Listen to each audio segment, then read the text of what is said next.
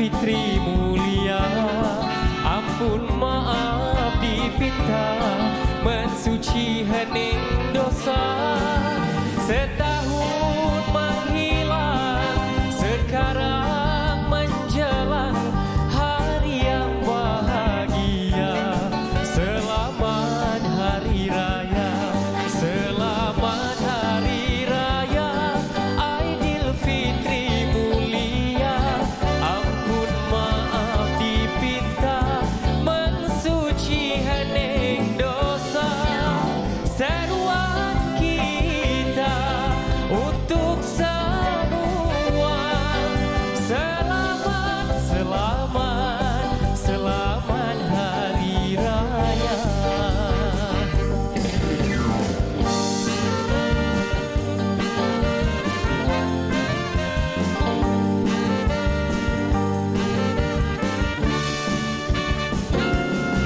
Selamat Hari Raya Aidilfitri mulia, ampun maaf dipinta, mensuci hening dosa. Setahun menghilang, sekarang menjelang hari yang bahagia. Selamat Hari Raya, selamat Hari Raya Aidilfitri mulia, ampun maaf dipinta, mensuci hening dosa. Seruan kita untuk semua, selamat, selamat, selamat Hari Raya. Selamat, selamat, selamat Hari Raya.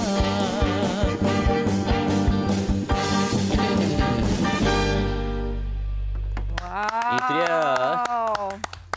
Alhamdulillah, itu dia nyanyian cukup merdu. Lagu lemak, suara tu lemak-lemak manis. Itulah dia. Haziq temukan di Emission untuk pagi ini. Silakan. Gandingkan pula Dengan Asmida.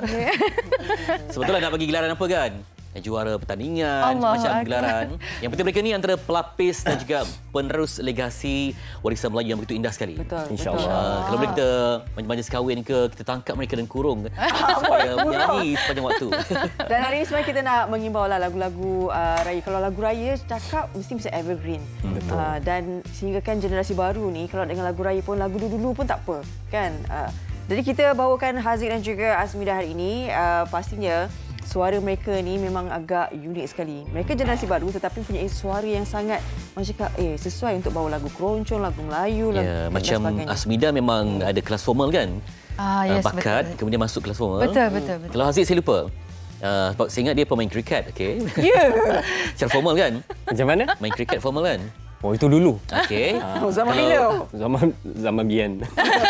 Zaman dah lama lah. Masa sekolah dulu lah. Okey. Pernah lah mewakili Tapi Malaysia. kelas nyanyian ni macam mana? Memang Kelas nyanyian saya tak ada kelas nyanyian. Jadi saya mungkin hari-hari berlatih sendiri dekat masa mandi lah. Tapi semenjak ni belajar ngaji lah. Pandai. Betul. Sebenarnya saya dan Haziq kami seguru kalau dalam lagu-lagu guru yang sama. asli kami belajar dengan guru yang sama di Siapa Johor. Abdul Rahman Kamaruddin. Di Johor. Jadi kalau macam saya tengok macam inilah tengok program luar negara kan, kalau mereka dandut, mereka teliti ya yang mana cangkuk yang mana itu. Betul. Kalau muzik Melayu di mana dia punya orang boleh tahu air-air dia tu. Di irama tu. Kalau muzik Melayu, ni pendapat saya sajalah kan. Lagu Melayu ni dia sinonim dengan kelembutan, dengan alunan dan patah lagunya yang unik. Yang bila kita dengar tu kita tahu tu lagu Melayu. Itu dia. Okey, hari ini tadi Haziq baru saja bawakan lagu Selamat Hari Raya. Itu adalah lagu Almarhum Datuk Ahmad Jais. Betul. Suara awak sangat kena dengan lagu tu. Kan? Dia punya lunak tu. Bagaimana Haziq bila membawa lagu-lagu Hari Raya, lagu orang yang lama sebelum ni kan? Penjiwaan tu, anda sebagai artis pastinya macam lagu ni roh dia lain. Sebab sepanjang saya terlibat program dengan Hazil kan, bila buka mulut je orang akan berhentilah makan tu. Terus makan. Terus kenyang. Terus kenyang. Okey, saya rasa lagu nostalgia ni dia tak boleh bagi saya daripada lirik dan melodinya berbeza dengan sekarang bagi saya lah. Dari segi musiknya, ini kan liriknya, melodinya dia sangat mahal. Kalau kita nak dengar yang macam lagu saya nyanyi tadi, sebenarnya muzik asal dan penyanyi asal lagilah kita kembali ke nostalgia. Macam tadi tu muzik tu dah mungkin dimodernkan sikit. Jadi itulah. Macam pelajar muzik kan. Kadang bila kita nyanyi, terutama bila artis ada nama, kita macam mungkin ada perasaan seperti nak buat kita punya rendition sendiri. Betul. Macam mana supaya tidak membunuh roh lagu tu. Kadang lagu tu memang simple, manis kan. Macam mana kita nak menjiwai ibarat bersama tidak menghilangkan keasliannya. Bagi pendapat saya lah kan, kalau kita nak orang kata preserve roh lagu-lagu lama ni, dia mungkinlah saya pun sebenarnya masih mencuba lagi, which is bila muziknya moden, nyanyian dia kena asli, yang kena, bukanlah asli lagu asli tapi original ataupun klasik lah macam tu. Kalau kedua-duanya moden, dia akan terdengar fully moden, tapi bila ada kalau muziknya lama atau klasik, nyanyiannya moden, dia akan lebih balance, kedengaran moden tapi ada lagi dia punya flavor tradisional ataupun klasiknya tu. Saya rasa seperti itulah. And of course sebagai orang muzik, kita nak bawakan versi yang berbeza daripada yang asal kan, supaya orang tahu oh ini versi Haziq, yang ini versi Asmida. Tapi yang penting sebagai penyanyi, saya rasa pendapat saya, kita kekalkan identiti kita di mana kita selesa bawakan lagu. Betul. Macam Haziq mungkin ada pendapat juga.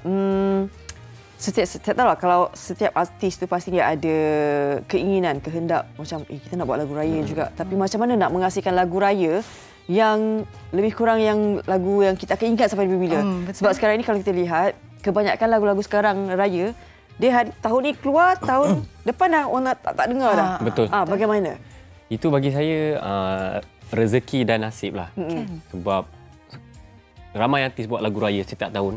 Tapi belum tentu lagu tu akan hit. Kita akan dengar lagi 10 tahun, 20 tahun. Bagi saya, kalau nak lagu raya ni, kalau nak evergreen, saya rasa maintain rentak tradisional lah bagi saya. Joget, inang. Dia dekat dengan jiwa Melayu. Kalau yang moden tu, tengok kepada selera masing-masing lah. Tapi bagi selera saya, saya memang kena lagu joget. Haziq masih 30-an ya? Macam mana? Masih 30-an kan? Saya 20. Jadi memang betul-betul selesa lah. Dah awak Haziq tu orang ingat dah memang bayangan dia adalah tradisional. Alhamdulillah. Lu tak cuba menyanyi lagu-lagu pop? R&B. R&B ya? Cuba sikit. Macam tak kena je siaran hari. Tapi tetap berpatah balik ke irama. Betul. Saya pernah nyanyi lagu ballad, tapi Zik, bunyi lama ada lagi lah Zik. Berhentilah kau nyanyi. Itu dia. Macam Asmida perbuatkan, you banyak genre yang boleh bawa. Alhamdulillah. Kan? Tapi untuk lagu-lagu Melayu, macam lagu raya, mungkin ada ke menghasilkan lagu-lagu raya? Mungkin projek tahun ni ke? Betul. Alhamdulillah tahun ni, Fitri, saya pun ada menghasilkan sebuah lagu raya bersama-sama dengan Aizat Amdan berjudul Raya Janji Happy. Dan kami mengetengahkan elemen klasik dan retro dalam rakaman lagu tersebut. Dan rentaknya ala-ala keroncong. Jadi kepada yang belum mendengar, boleh lihat di YouTube dan juga di social media ataupun di platform online, ada Raya Janji Happy. Macam mana lagu dia? Boleh boleh teaser ke? bahagian keroncong tu ke? Okey, saya bagi sikit. Sepanjang waktu kau harum, mekar mewangi. Sedap. Bunga yang indah, segar nyaman di dalam hati. Goosebump. Makan apa? Dia boleh buat. Makan apa ni? Itulah, bukan apa lah. Salah apa. Puasa. Asmida, dia boleh buat dua benda yang berbeza. Betul. Cuba buat yang macam Italian tu. Tak? Ada kan? Ada pernah buat kan? Awak guru dia ke? Kita bagi sikit tak? Yang tu. Okey. Kita Yang dengar. klasikal. Klasikal, kita tengok perbezaannya. Okey. Kejap. Itu Ada lagu. Ya. Kejap Lepas ni lagu saya pula Siapa producer? Lagu raya nak juga. Siapa producer? Sekejap ya. Okey, kita tengok perbezaan macam mana dia range vokal yang luas. Okey. Okey. Lagu. Alright, saya try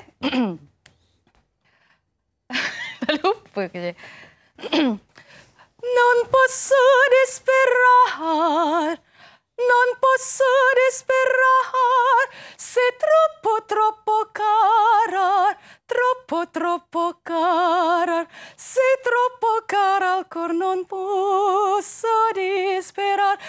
seterupa kahara, seterupa karakur, non puso desperar, seterupa karar. Terpesona. Bergemang bulu. Aziz sama Aziz. Ya Allah. Tak adalah, itu masa saya belajar di UiTM, saya ambil vokal klasikal. Tapi jiwa ni sebenarnya Melayu. Tradisional. Ini orang Melayu kan? Melayu, Alhamdulillah. Bagaimana persediaan raya? Sebab kalian mesti laris kan hari-hari diundang. Macam mana menjaga vokal? Dia. Saya kalau menjaga vokal, saya tak pandai jaga vokal. Tapi sehari atau 2 hari sebelum show, saya tak minum ais, saya tak makan pedas atau berminyak. Itu saja. Lepas habis nyanyi lagu keempat habis, saya tu bedal balik. Lagu raya dia tak? Ada. Saya pula. Silakan. Saya dengan Ustaz Munif Hijaz, lagu yang bertajuk Syawal Dah Tiba. Tak standby pasang ada. Boleh cek kat YouTube. Syawal Dah Tiba. Dia nasyid. Ustaz dia ada call, Haziq. Jom kita berduet lagu raya, tapi saya nak kita nasyid tradisional kan. Wow. Tapi Abang Munif kata, Haziq, abang pun nak buat tradisional juga. Okey, abang buat. So dia ada belajar lenggok-lenggok, tapi dia boleh nyanyi tradisional, Abang Munif. Of course kan. Dia orang Johor juga, orang Pontian. Samalah kita. Kita dengar sikit. Ni. Itu. Oh, okey. Kalau nasyid dengan tradisional macam mana nak? Joget ke tak joget? Macam ni. Okey. Dah standby ya. Rakaman di mana? Di Puncak Alam dengan itu satu keluarga saya lah tu. Dengan anak, dengan rumah. Semua nak. Maksudnya masing-masing ada projek untuk tahun ni lagu. Ada, alhamdulillah. Okey, boleh sedikit kepada peminat? Lagu apa? Tujukan ke macam maksudnya ucapan pesanan. Okey. Kita dah 27 Ramadan ni. Itulah saya nak ucapkan selamat Ramadan yang ke-20 berapa tadi? 27 dan kita ada beberapa hari lagi untuk sambut Syawal. Jadi semoga Syawal kali ini tak mengejut. Dan juga Syawal yang kita sentiasa bersedia. Kan terkejut susah juga ni. Betul. Ini pula. Okey, saya nak mengucapkan selamat berpuasa, selamat Hari Raya, maaf zahir batin kepada semua penonton MHI dan juga kepada keluarga dan juga peminat saya. Maaf zahir dan batin. Amin. Haziq raya mana? Muar. Muar. Muar Muar. Belah rumah. Saya Belah rumah. Lepas tu esoknya ke Melaka. Sebelah je. Sebelah je. jiran lah. Jiran lah. Raya mana? Saya raya di Perak. Di Perak. Kampung mak saya. Baiklah. Kalau ni singgahlah beraya di sini juga. Boleh. InsyaAllah. Kita bawa ketupat rendang. Okey, tadi Haziq dah buktikan taringnya. Asmida kena ambil tempat. Saya kena ambil tempat. Okey. Baik. Okey. Asmida akan nyanyikan lagu Hari Yang Mulia. Betul. Nyanyian Allahyarham Sharifah Aini. Benar. Lagu ni memang menusuk kalbu juga kalau dengar. Okay, silakan. Okey, ambil tempat dulu. Terima kasih Asmida. Haziq. Baju Asmida tu teringat kuih apa? Kuih apa? Kuih makmur. Ada Makmur semua kan? kuih. Apa Tak ni? warna. Taklah. Makmur dia macam creamy-creamy sikit. Banyaklah mata. Apa siapa? Okey, terima kasih Haziq. Juga kita doakan yang terbaik untuk kalian juga. Kita nak pendengarkan lagu daripada Asmida. Ya, lagunya Hari Yang Mulia, silakan.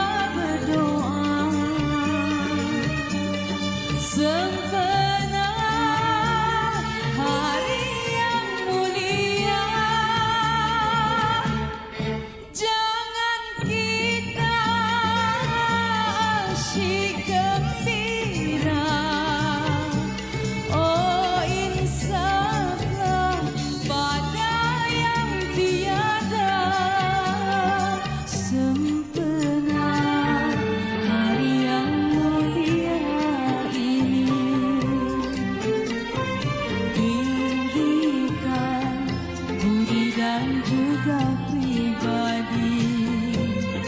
Dengarkanlah saudara budiman, laguku di hari yang mulia.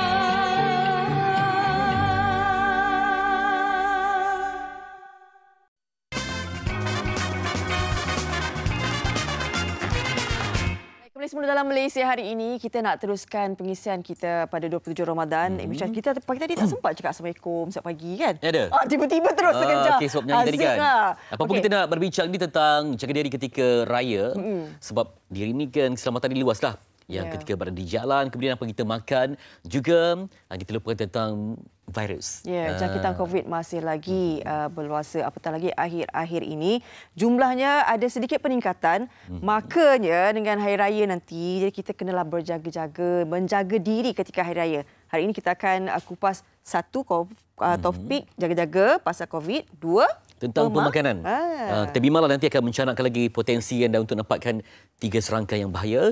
Dan kita nak bersama dengan Dr. Hazlina Yahya yang merupakan pegawai di bahagian kawalan penyakit Kementerian Kesihatan Malaysia, dan kita bawakan Muhammad Farid Sani, pegawai detektif KKM. Terima kasih bersama kita.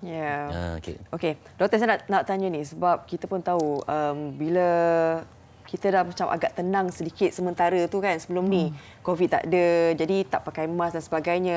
Kali ini katanya ada sedikit peningkatan dan mungkin apatah lagi kita akan berhadapan dengan Aidilfitri ni. Kita tahu kan bagaimana nanti nak pergi rumah jiran tetangga, saudara mara ni. Mungkin doktor sini ada sedikit kita nak kongsikan maklumat berkenaan dengan peningkatan yang terjadi disebabkan jangkitan COVID-19 ni. Okay. Assalamualaikum warahmatullahi wabarakatuh dan salam sejahtera. Terima kasih MHI kerana menjemput saya.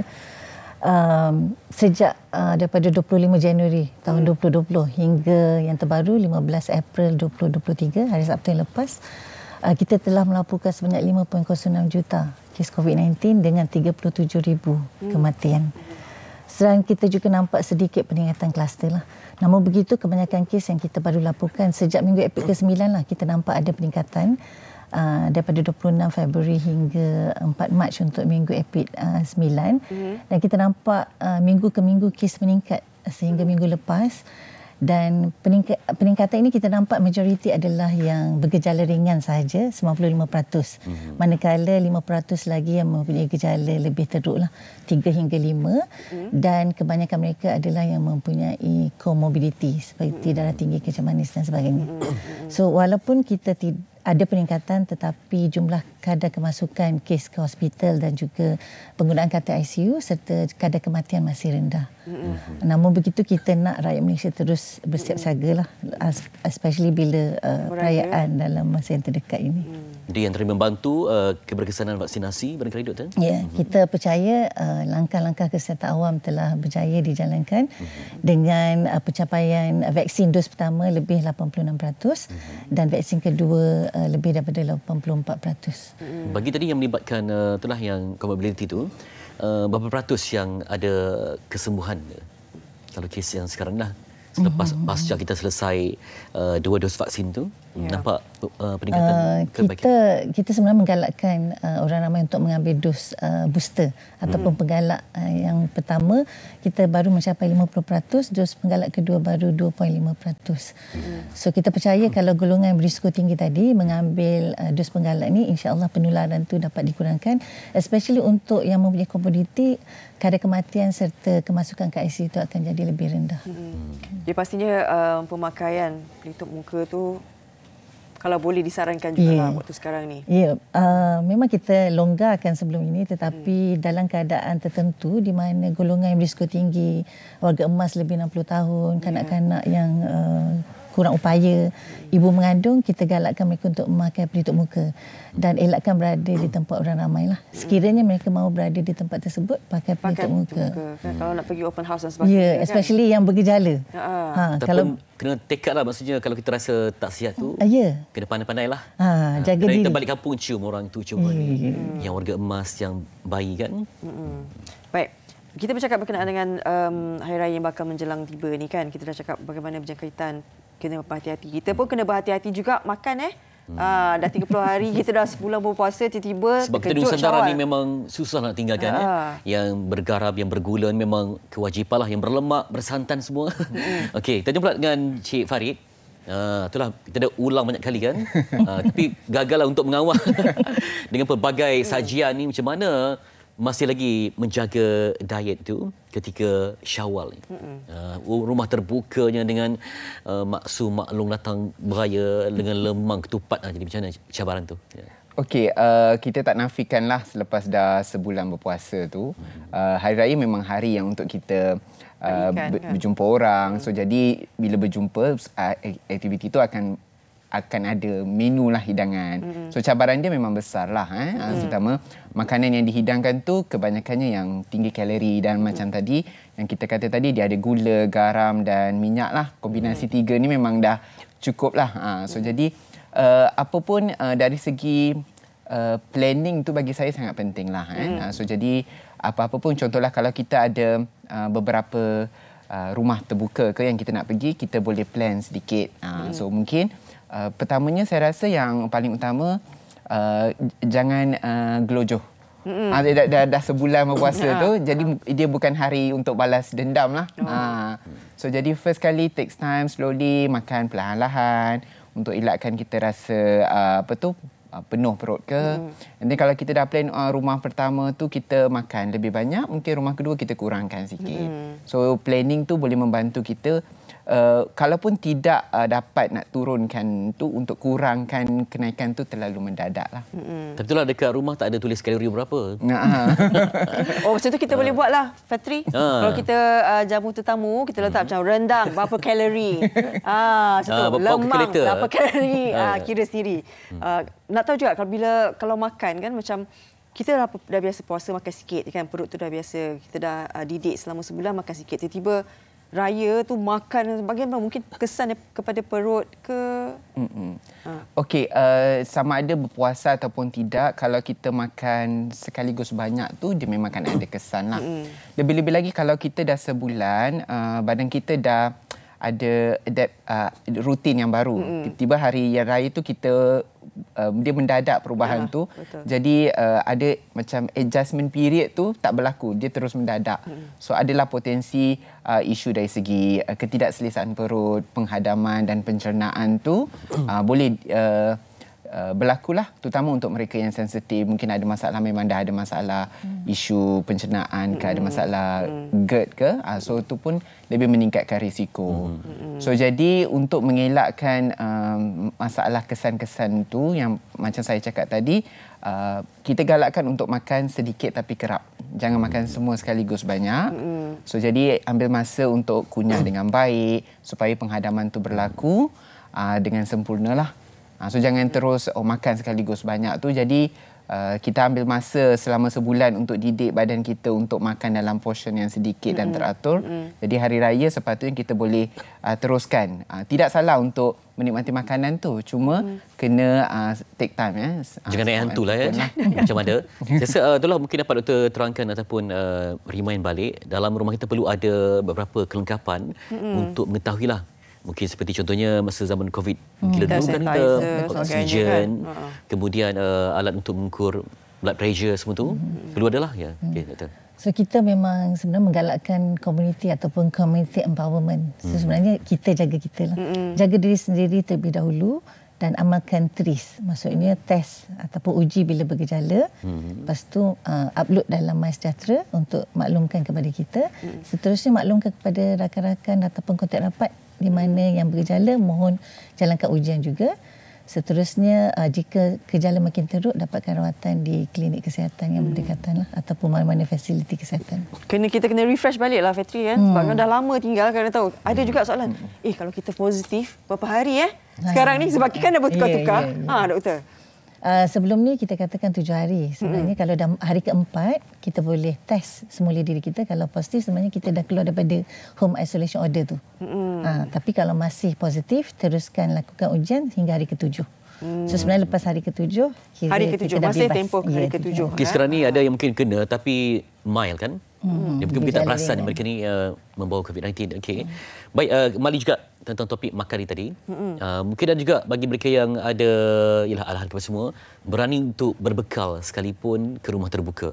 Sebab kadang-kadang kita menu yang ada tu langsung tidak membantu. Mungkin ada yang kaitan dengan jantung ke. Jadi datang tu sebagai syarat untuk beri jemputan. Bersama ada persiapan juga untuk ni. Kadang bila sampai, ada juga kes bila sampai ke rumah terbuka, tiba-tiba dia pengsan ke apa semua, menyusahkan orang pula. Jadi macam mana doktor? Farid. So maksudnya konsep bawa bekal tu. Kita tunjuk kepada orang lah. Maksudnya persiapan. Menu yang ada tu semua berminyak. Semua memang kategori yang high kolesterol. Macam mana tu untuk membantu? Kita tak adalah kata sampai level nak bawa bekal tu lah. Konsep asal pemakanan ni adalah yang paling utama sekali. Kalau untuk mereka yang sudah ada penyakit, contohnya seperti yang ada diabetes, hypertension ke, ataupun ada yang dah ada masalah jantung ke, memang kita syorkan untuk berhati-hati dalam kawalan pemakanan.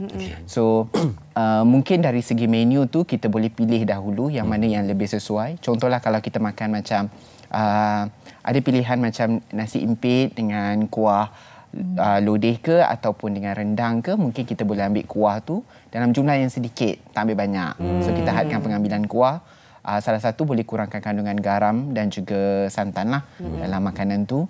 Dan mungkin dari segi yang macam juada-juada snack seperti kuih, kek tu, jangan makan first. Kita syorkan makan yang utama dahulu. Makan nasi impit dulu. Macam nasi impit ke makan yang utama. Tapi sebab nanti lambat ni tuan rumah lambat potong nasi impit lambat, kuih raya makan kuih raya dulu. Sebab kuih-kuih tu dia punya kandungan kalori dia tinggi, garam dia tinggi. Saya bagi satu sedikit fakta ringkas lah. Kalau macam kuih macam tak nanas, kalau kita makan 3 ketul tak nanas tu, umpama kita dah makan 2 sendok nasi. Ya Allah. Kalori dia. Ya Allah. So jadi makanan-makanan yang kecil tu dia tidak mengenyangkan. Jadi potensi untuk kita makan banyak lebih tinggi. Takut ya. Petang kita jogging lah. Banyak bakar kembali kalori. So tapi betul yang dah ada penyakit tu bagus untuk berwaspada. Baguslah inisiatif untuk mengingatkan diri tu. Ya, maksud saya kalau siapa yang memang ada alahan tak boleh seafood kan, jangan cuba bereksperimen ya. Kita mencetuskan insiden di rumah orang. Fakta yang menyeramkan hari ini Cik Farid bagi. Mungkin ada sedikit pesanan kepada mereka untuk hari raya ni. Okey, untuk hari raya ni untuk saya sebagai sedikit pesanan lah yang saya boleh beri adalah satu, nikmati hari raya ni sebagai satu kesyukuran, boleh makan makanan yang dihidangkan. Yang paling utama sekali, kawal portion makanan dengan baik, amalkan pemakanan yang seimbang lah, makanan yang pelbagai, jumlah yang betul dan juga elakkan daripada pemakanan secara berlebihan. Serat penting ya? Serat betul. Cari makanan yang berserat. Dan daripada doktor, pesanan untuk kita yang mungkin dah rasa selesa tapi tetap waspada, silakan. Jaga. Sama juga, Hari Raya kita nak sambut dengan sihat. So, untuk Kementerian Kesihatan Malaysia, kami masih lagi mengingatkan semua untuk amalkan 3W. Maksudnya, kerap basuh tangan dengan sabun ataupun dengan hand sanitizer. Pakai pelitup muka jika dalam keadaan yang tertentu. Dan juga sentiasa warn ataupun ingatkan orang lain bergejala untuk test. Elakkan 3S lah, tempat sesak, sempit dan juga bersembang jarak dekat. Amalkan TRIS yang saya sebutkan tadi. Dan juga ambillah vaksin bagi golongan yang layak. Yang belum ambil dos pertama, tolong ambil dos pertama, dan bagi yang belum ambil dos penggalak, mohon ambil dos penggalak. Baik. Baik. Ya, apa yang kita kongsikan ni sebenarnya untuk kita diri kita juga Fatri kan. Bukan untuk mereka tapi untuk kita juga. Kena ada semua itulah, test kit apa semua kena ada. Sebagai kelengkapan kita balik kampung, wajib ada untuk keselamatan. Terima kasih buat Dr. Hazina Yahya dan juga Muhammad Farid Sani berkongsi ilmu. Walaupun kita dah dengar berulang kali, tapi ini penting untuk keselamatan bersama. Makan kuih tak tu jangan 3. Itu belum bahu lagi. Itu semprit lagi. Itulah pasal. Okey, kita berehat seketika. Kembali nanti kita nak bersama dengan temu yang seterusnya berkenaan dengan saham akhirat. Anda pasti jamin jika anda berinfak. Selepas ini di Meja.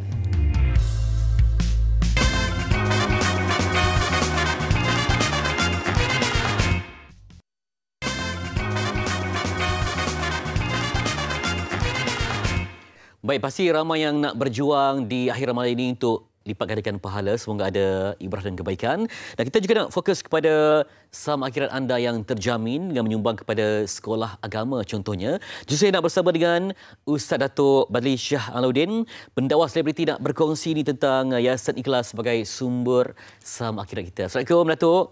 Waalaikumsalam warahmatullahi wabarakatuh. Itu dia Datuk, saya memberikan kata-kata yang bernas, yang indah kan. Jadi lama kita tak dengar. Kali ini kita bersama dengan Yayasan Ikhlas yang memang kita sedia arif NGO yang sentiasa konsisten istiqamah untuk mendidik ummah. Kali ini dengan program Sekolah Agama Rakyat. Mungkin dapat Datuk perincikan lagi? Silakan. Terima kasih. Assalamualaikum warahmatullahi wabarakatuh. Saudara, di pedalaman sana terdapat ramai anak-anak kita yang duduk di perkampungan. Mereka nak belajar tapi tak ada kemudahan. Sedangkan pendidikan ini benda yang sangat mustahak. Supaya anak menjadi orang, tunjuk ajar, janganlah kurang. Supaya anak jadi manusia, ditunjuk dia ajar sehabis daya.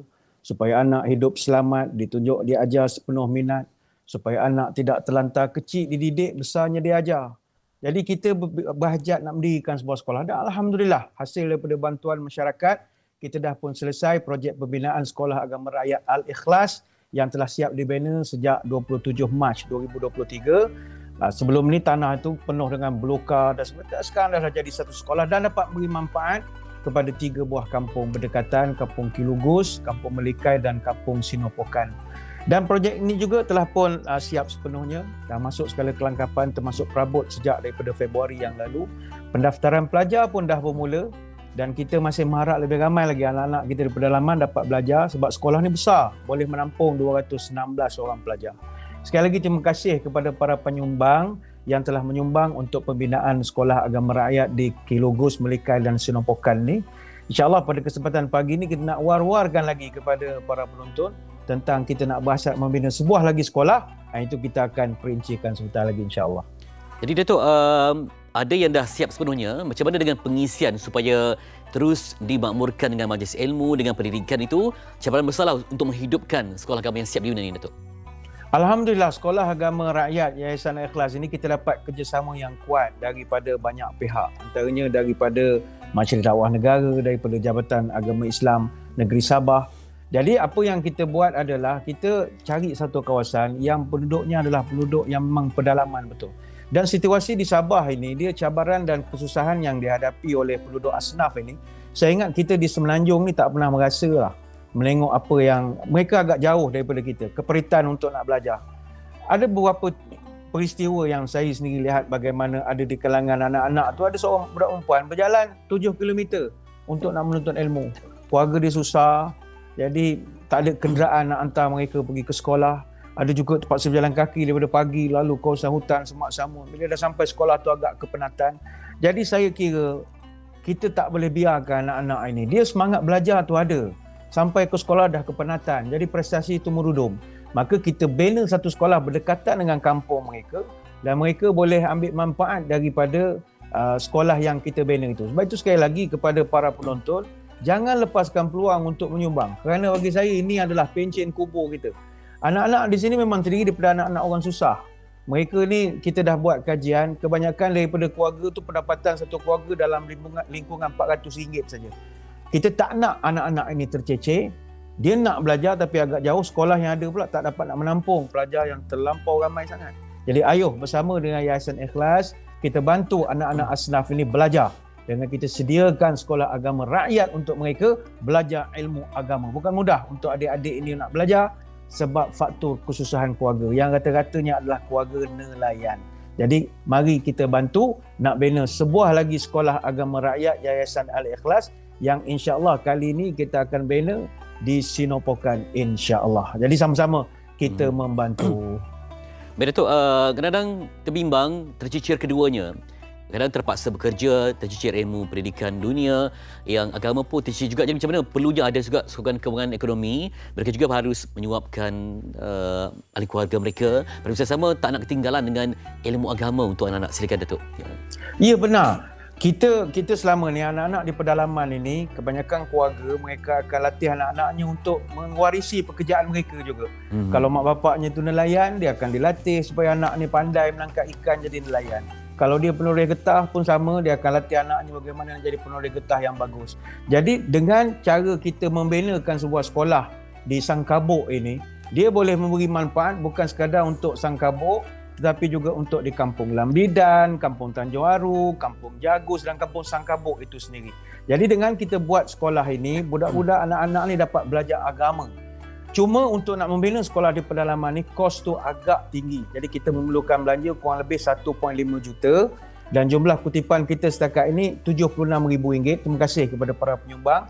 Kita memerlukan lagi dana 1.4 juta untuk nak membangunkan sekolah agama rakyat ini. Jadi sekali lagi, kita nak menyeru kepada para penonton sekalian untuk bantu kita binakan sekolah agama di Kampung Sang Kabuk ini supaya anak-anak pedalaman dapat belajar dengan lebih baik dan lebih selesa. Ingat, if you want to be happy a day, go shopping.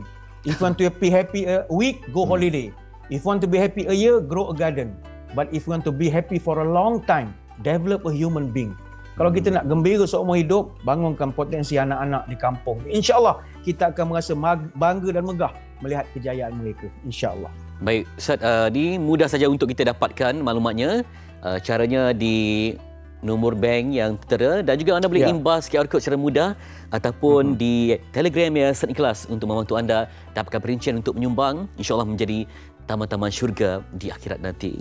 InsyaAllah. Baik, terima kasih kepada Ustaz Datuk Badrisyah. Terima kasih banyak. Mungkin Datuk, sekali lagi kesempatan untuk menyeru kita di akhir Ramadan ini mungkin lebih lipat gandakan lagi. Datuk, silakan. Ya. Muslimin muslimat sekarang kita dah berada di penghujung Ramadan. Seperti biasa, untuk mendapat Ramadan terbaik, kita kurangkan juadah, tingkatkan ibadah, banyakkan sedekah. InsyaAllah kita melebur, melabur dan membaur menjadi umat terbaik lepasan daripada graduan Ramadan. InsyaAllah. InsyaAllah. Graduan Ramadan yang diberkati, yang mendapat keampunan, dapat taufik dan hidayah bimbingan sepanjang usia, insya-Allah. Baik, itu dia tadi perkongsian dengan Ustaz Datuk Badrisyah Lauddin, pendakwah selebriti untuk Yayasan Ikhlas. Semoga menjadi samakirat yang pasti. Nanti ada banyak lagi kami kongsikan untuk anda. Terus bersama kami di MHI Malaysia hari ini.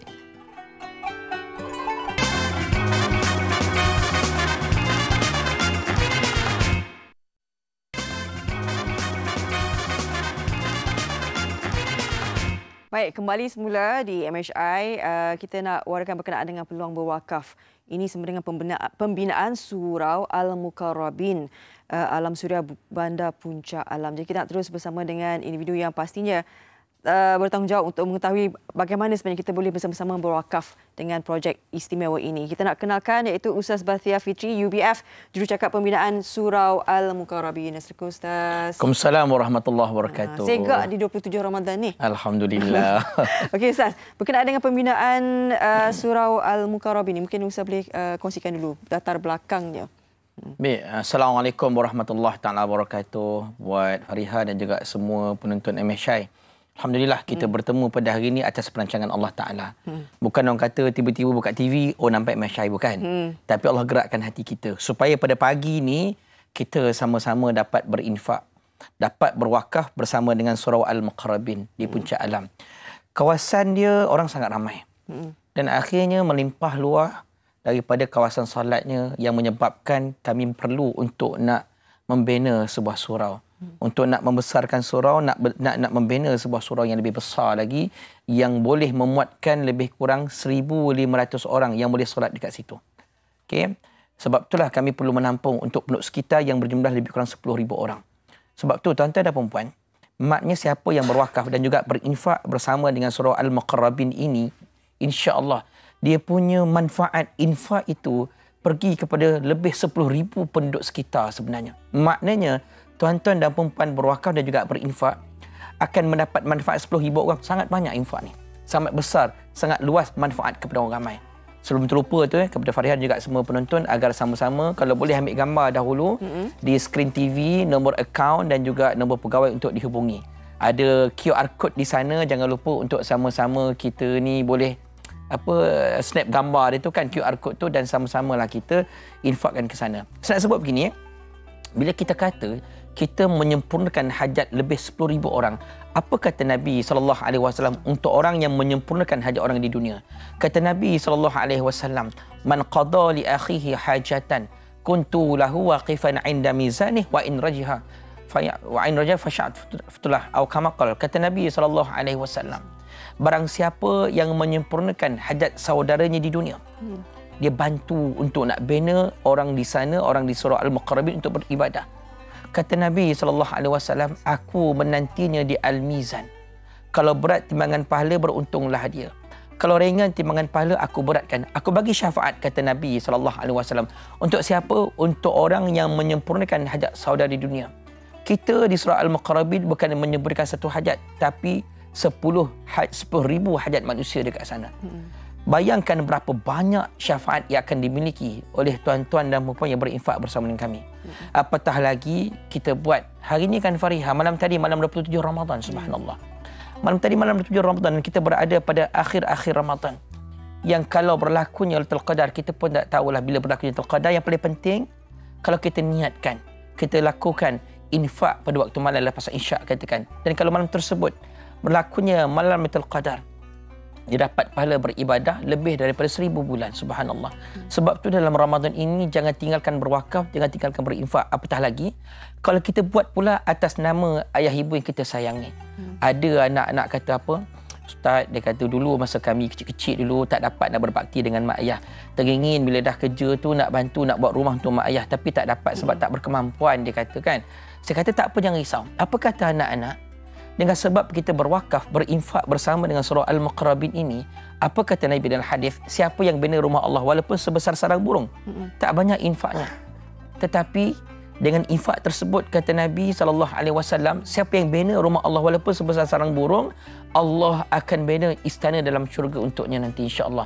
Sebab tu siapa yang bina untuk mak ayah atas nama mak ayah, bina surau ini atas nama mak ayah, mudah-mudahan anak-anak ini dapat membina istana baik ibu dalam syurga, mudah-mudahan insya-Allah. Sebab tu kita baki yang tinggal cuma 500,000 saja. Tak banyak. 500,000 ni Fariha dan juga semua penonton, dengan bilangan rakyat Malaysia 33 juta orang, dengan bilangan umat Islam di Malaysia mungkin 17 juta orang. Katalah yang menonton pada pagi ini adalah lebih kurang 500,000 orang katakan. Kita cuma memerlukan 1,000 orang sahaja yang boleh berinfak sebanyak RM500.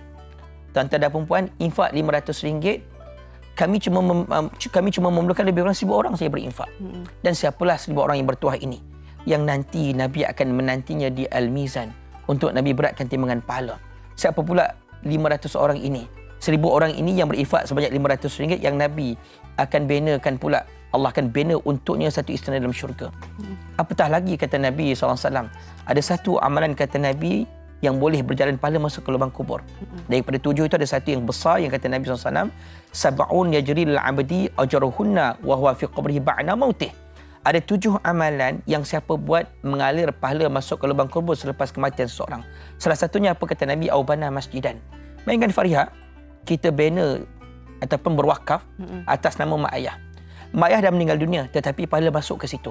Tak berhenti-henti atas sebab anak berinfak berwakaf atas nama mak ayah. Sebab tu tuan-tuan dan perempuan, jangan tanggung-tanggung. Yang Nabi sebut dalam hadis, siapa berinfak pada waktu pagi, Allah hantar malaikat untuk mendoakan agar digantikan ganjaran yang lebih baik. Buat semua penonton di MSI ini, kami bagi pihak, saya bagi pihak surah Al-Muqarrabin dan juga seluruh jawatan kuasa, kami mendoakan agar tuan-tuan dan perempuan yang berwakaf berinfak bersama dengan kami agar dilapangkan rezeki insya-Allah, agar diberikan kesihatan mudah-mudahan dan Allah gantikan dengan ganjaran yang lebih baik nanti insya-Allah, mudah-mudahan insya-Allah. Dan boleh mereka boleh menyumbang kepada mana informasi yang dikongsikan di skrin Ustaz? Betul di skrin itu boleh menghubungi pegawai kami Haji Faisal dan juga 2 orang lagi yang lain. Cumanya kalau kata sekarang ni telefon tak dapat, jangan risau. WhatsApp saja dahulu. Tapi insya-Allah pegawai kami akan hubungi semula. Tapi yang penting dengan berbaki lebih kurang 2-3 hari lagi nak beraya. So rebutlah peluang untuk sama-sama berwakaf dan mudah-mudahan Allah Ta'ala merahmati kita semua dan Allah Ta'ala akan membuka seluas-luasnya syurga buat kita. Mudah-mudahan insya-Allah. Amin. Terima kasih banyak Ustaz Bathia Fitri UBF ni. Jurucakap Pembinaan Surau Al-Muqarrabin. Kita sama-sama insya-Allah Ramadan yang terakhir ini sama-sama kita bermurah hati. Kita bagi mungkin kita rasa macam sikit tapi sebenarnya banyak, besar sebenarnya pahala kita. Betul, baik. Kita nak berehat pula dan habis dah nak bersama dengan Fitri Yahya. Apa Fitri yang ingin dikongsikan? Ya, akak ni nak rehat je. Baik, lebih 10 juta mulakan migrasi Fitri ini, yang mana biarlah dari tengah sampai ke pantai timur, ke selatan, ke utara, semoga baik-baik saja. 10 juta bayangkan ya. Kena buat bekalan, kenderaan yang terbaik, semuanya lah kenderaan yang tip-top. Dan juga saya nak sentuh isu yang ni, di mana orang kurang membeli bazar Aidilfitri lesu. Kesian juga sebab mereka ni ada yang buat pinjaman nak berniaga, nak dapat keuntungan, tapi nampaknya orang tak begitu membeli sangat. Yalah, mungkin dah akhir-akhir ni kan mereka memfokuskan kepada persediaan Aidilfitri dan sebagainya. Yeah. Cuaca hari ni nampaknya tengok sikit cerah je. Cerah. Alustar hujan sehingga jam 11.20 pagi nanti. Yang lain semua cerah. Sekarang panas lah, Fitri. Dia bahang. Siang panas tapi tiba-tiba boleh hujan tiba-tiba. Itu yang bukan ramai tak sihat. Kita juga jadi baik-baik. Semoga anda selamat bermigrasi dan kembali dalam keadaan yang terbaik. Dan juga kalau mungkin ada tak sihat tu, pandai-pandailah jaga diri dan jaga mulut juga. Baik, esok topiknya Lailatul Qadar dulu baru bayar. Apa maksudnya? Esok kita bincangkanlah. MSI, jumpa esok. Assalamualaikum. Bye, jaga diri. Dan bermaafkan penggami kenangan silam yang seindah kasih.